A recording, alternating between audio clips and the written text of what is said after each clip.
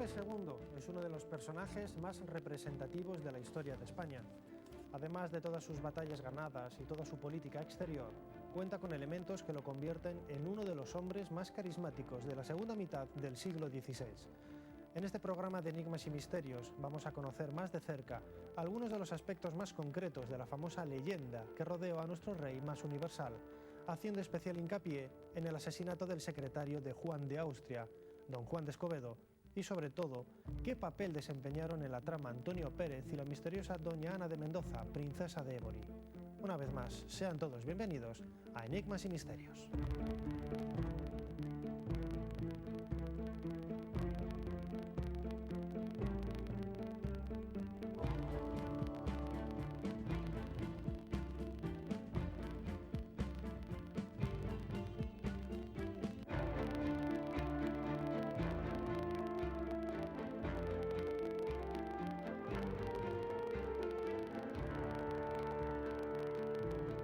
Ningún historiador pone en duda que bajo el cetro del rey Felipe II se agrupó la unidad territorial más extensa de la Edad Moderna y una de las más grandes de toda la historia del hombre.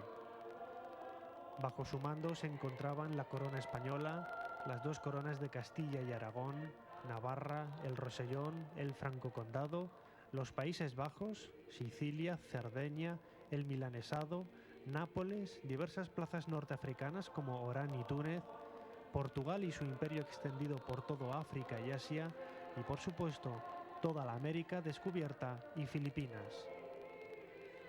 Rey insólito en donde los haya, debido a sus extraños gustos esotéricos y mágicos, incluso el propio nacimiento de Felipe II, según algunos investigadores, está sumido en el misterio. ¿Dónde, cómo y cuándo nació nuestro rey más universal?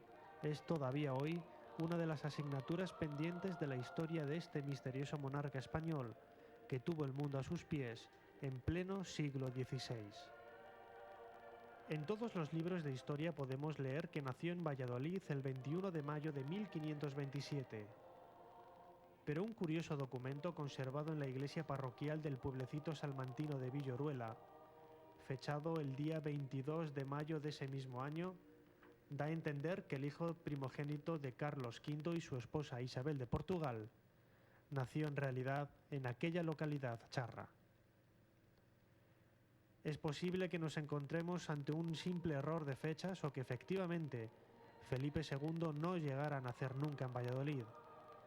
En cualquier caso, este enigma histórico es una sombra más a las que podemos sumar al extraño reinado de este monarca. Conocemos que junto al exagerado fervor religioso que rodeaba a todo lo que hacía Felipe II, existía un ambiguo acercamiento al mundo de la magia y el esoterismo.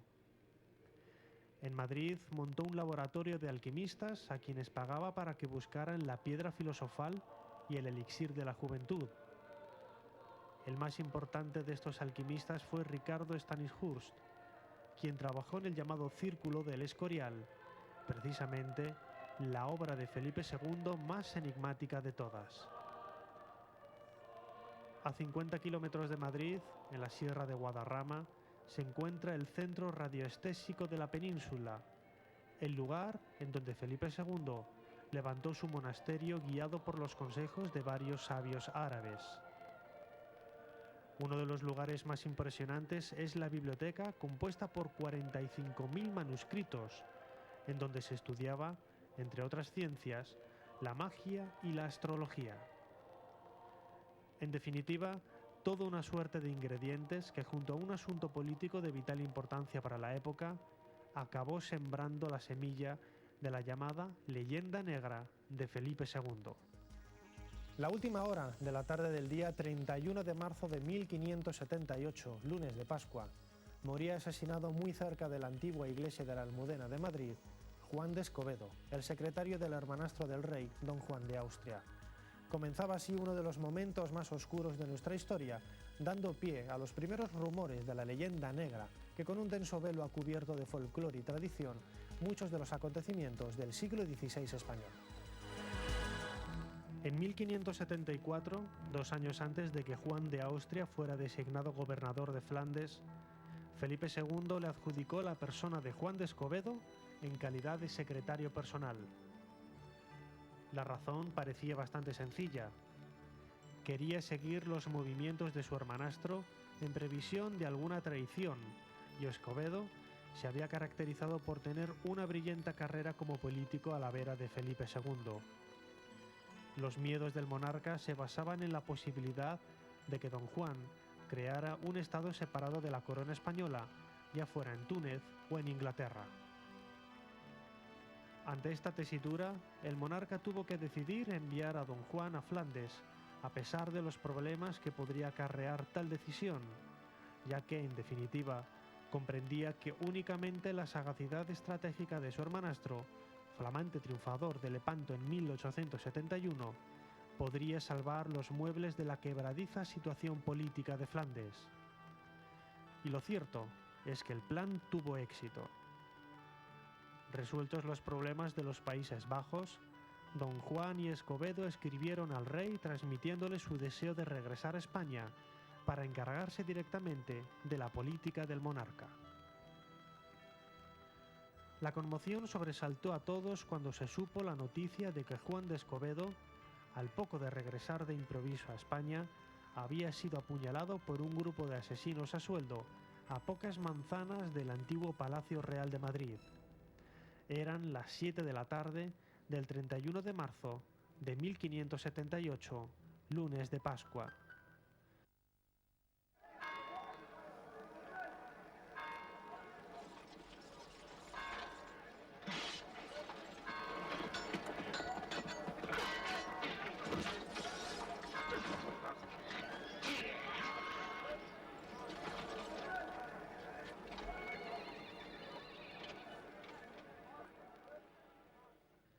La respuesta al intrigante asesinato de Escobedo la tenía el propio monarca.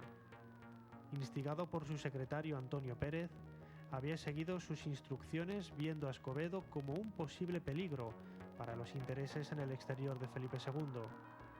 Fuera o no cierto, Antonio Pérez tenía buenas razones para hacer desaparecer a su antiguo compañero.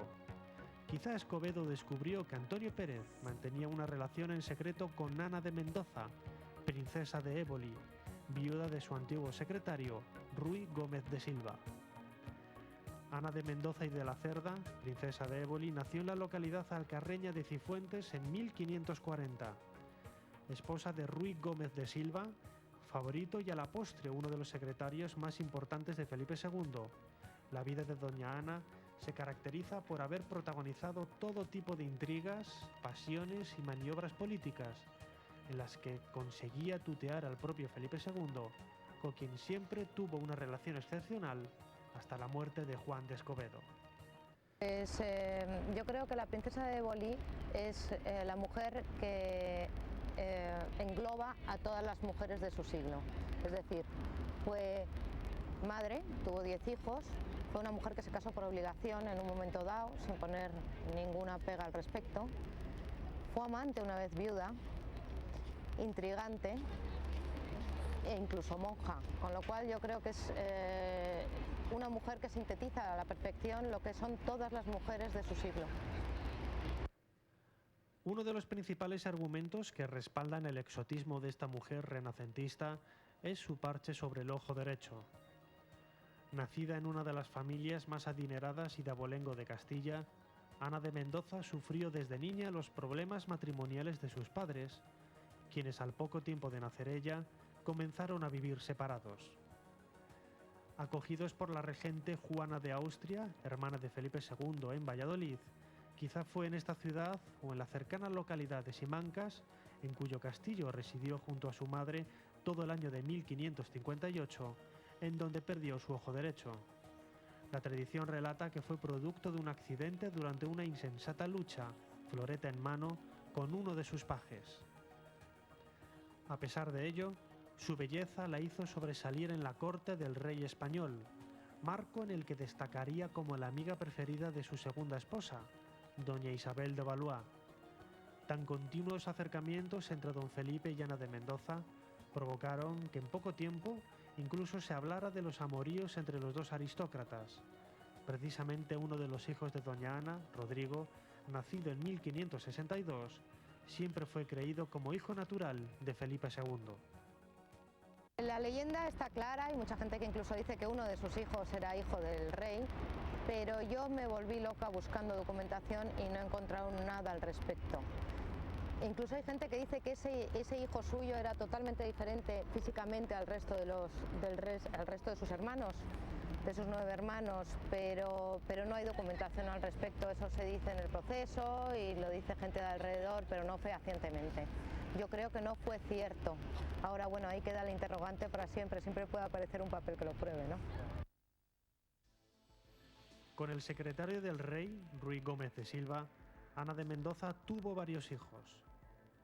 De entre los que la sobrevivieron cabe destacar María de Silva, casada con el 7º duque de Medina Sidonia, el mencionado Rodrigo, supuesto hijo de su relación con Felipe II, Ana, quien no se separaría de su madre hasta el día de su muerte, y Fernando, conocido más tarde como Fray Pedro González de Mendoza, arzobispo de Granada y Zaragoza. El silencio que recorre algunos de los momentos de la vida de Ana de Mendoza también tiene su reflejo en los pocos retratos que de ella se conservan, de los que ni uno solo cuenta con la confirmación final de pertenecerle. Existe un cuadro de Ana, existe un busto de Ruy, su marido, existe un cuadro de Ruy, su marido también, y luego hay cuadros posteriores de Ana, pero ya anacrónicos, vestido pues ya no con los ropajes del momento, ni son posteriores, porque, bueno, como hemos dicho siempre, no solamente a nosotros, ya hace muchos siglos que Ana, pues impacta a muchas personas y por eso se han hecho reproducciones de su cara. De sus hijos no conozco ningún. Hay un cuadro en Pastrana que está en un espejo, mirándose a un espejo, con una de sus hijas, con la que estuvo con ella hasta su muerte, pero yo no conozco ningún otro retrato del resto de sus hijos. Yo creo que es de Alonso Sánchez Cuello. Es más, lo conozco muy bien, lo conozco desde que era niña, ese retrato. Ahora ha pasado por una restauración y yo sinceramente conozco su obra y creo que sí, es muy probable que sea. Además es contemporáneo y pintaba a todos los personajes de la época.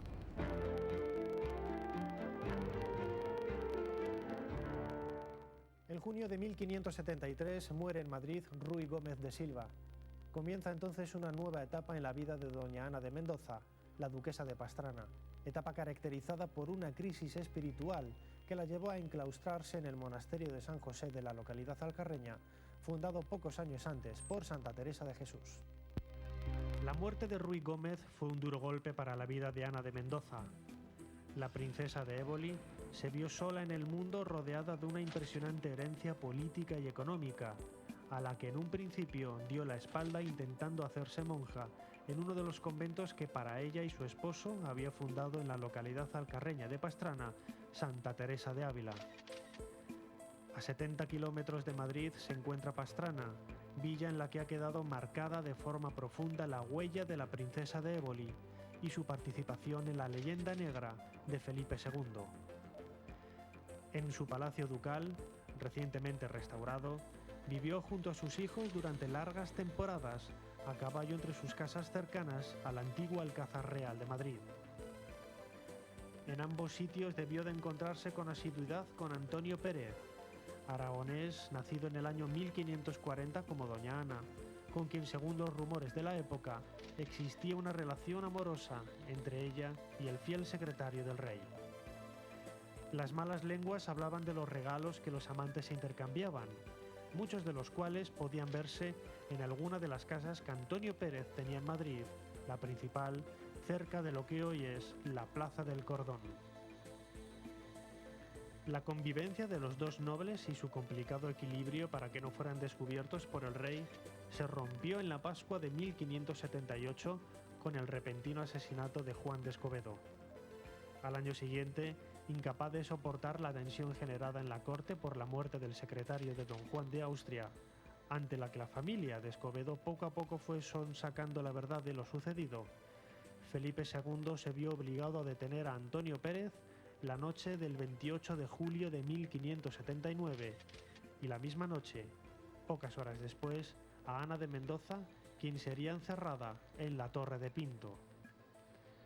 Allí permanecería la princesa hasta enero del año siguiente. Aquejada de enfermedades producidas por el duro invierno sufrido en la torre, la familia de la princesa instó para que Felipe II le autorizara su traslado a la prisión de Santorcaz. La primera mujer por la que yo llego a Felipe II es su hermana, doña Juana de Austria, que fue regente de España durante el tiempo que él estuvo en Londres, cuando fue a casarse con María Tudor.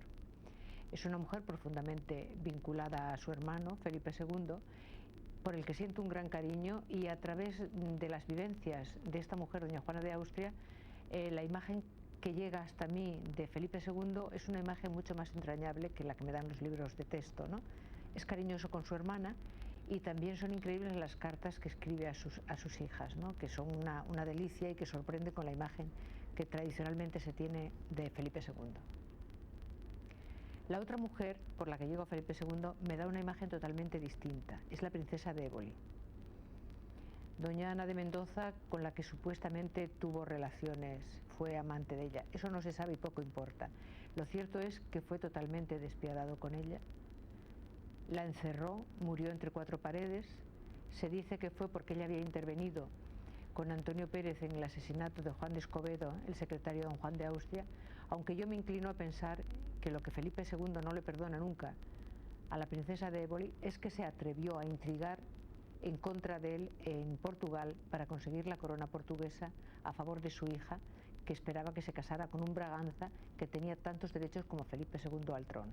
Eso sí me encaja, y creo que Felipe II no le perdona que haya traficado, hoy diríamos tráfico de influencias, porque ella es una mujer muy bien relacionada, y que haya vendido esas informaciones en favor de la Casa de Braganza y en contra de los intereses de Felipe II.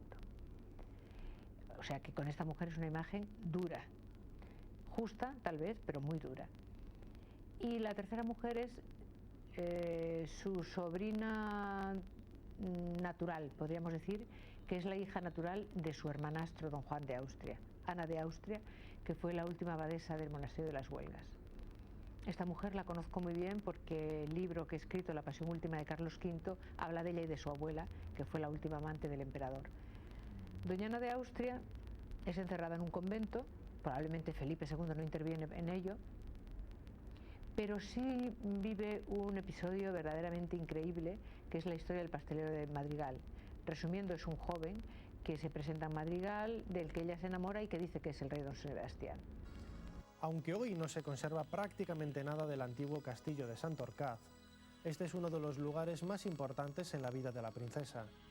Fue en este castillo precisamente en donde estuvo encerrada, tras permanecer en Pinto, antes de marchar a su palacio ducal de Pastrana. La antigua cárcel de religiosos y sacerdotes sirvió de claustro obligado para doña Ana de Mendoza hasta el verano de 1581. Junto a la princesa permanecían algunas de sus sirvientas y varios de sus hijos. De forma injusta, al mismo tiempo, Antonio Pérez sufría un arresto domiciliario mucho más dulcificado en su madrileña Casa del Cordón, arresto del que en ocasiones incluso podía salir a la calle y pasear libremente con los suyos. La razón de este apaciguamiento para con Pérez resultaba obvia. Seguramente el antiguo secretario, relevado ya de su cargo, seguía contando con importantes documentos que implicaban a la figura de Felipe II en la muerte de Juan de Escobedo, además de otros procesos turbios que seguramente el monarca prefería mantener a buen recaudo. Por su parte, la salud de la princesa no mejoró y los fuertes fríos padecidos en la Torre de Pinto se reprodujeron en Santorcaz, si cabe de forma más virulenta. Los mismos que en aquella ocasión intercedieron para cambiar su prisión, entre ellos el cardenal de Toledo, don Gaspar de Quiroga, tío de la princesa, convencieron al rey para que, si bien no liberara a doña Ana, la recluyera en su palacio ducal de Pastrana. En 1590, justo después de que Antonio Pérez huyera a Aragón, Felipe II hizo un poco más inhumano el encierro de la princesa de Éboli en su palacio de Pastrana. Una leyenda sin fundamento histórico dice que fue emparedada en la Torre Oriental, en una habitación conocida hoy como Habitación de la Hora, ya que se decía la princesa solamente podía disfrutar de la luz del sol 1 hora al día. Toda la década de 1580 la pasó doña Ana de Mendoza encerrada en su palacio de Pastrana.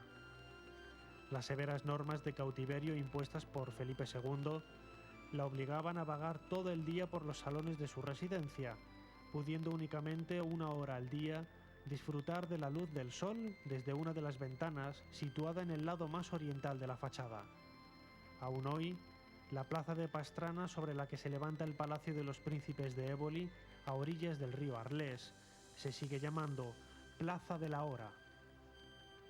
La princesa nunca volvió a saber nada de su amado Antonio Pérez. Este luchó denodadamente para sobrevivir a los continuos ataques de su antiguo señor.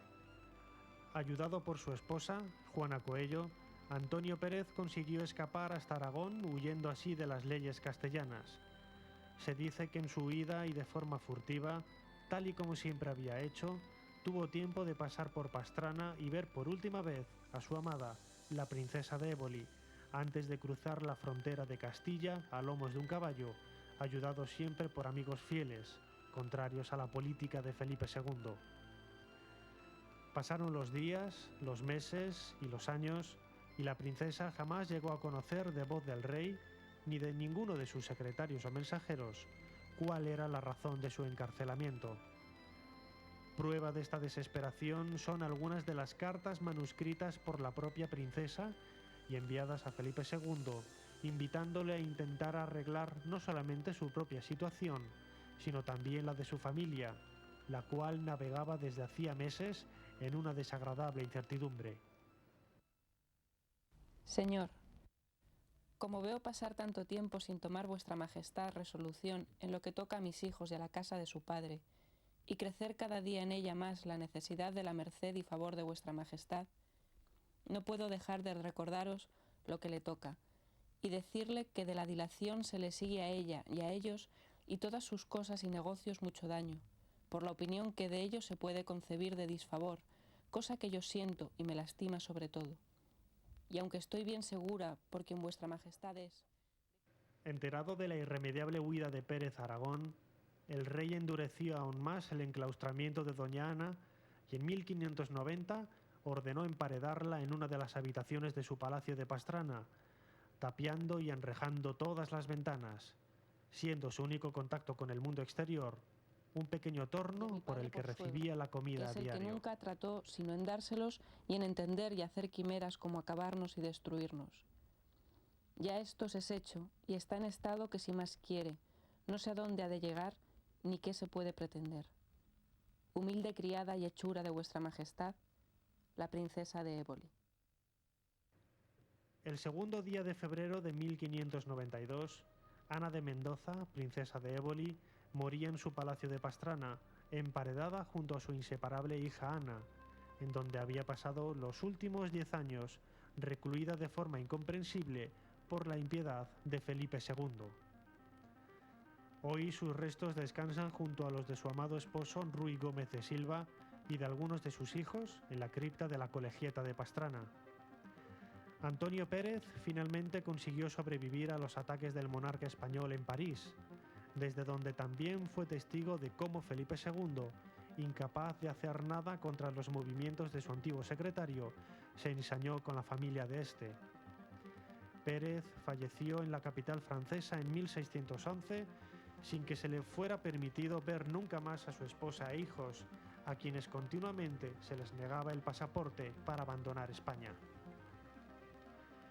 La muerte de la princesa, las cartas y el proceso contra Antonio Pérez, la derrota de la Armada Invencible en 1588 frente a las costas inglesas y su continua ambigüedad en lo que respecta a la religión, acabaron poniendo sólidos cimientos a la llamada leyenda negra de Felipe II, una leyenda que, como hemos visto, no siempre estuvo escrita por sus más acérrimos enemigos.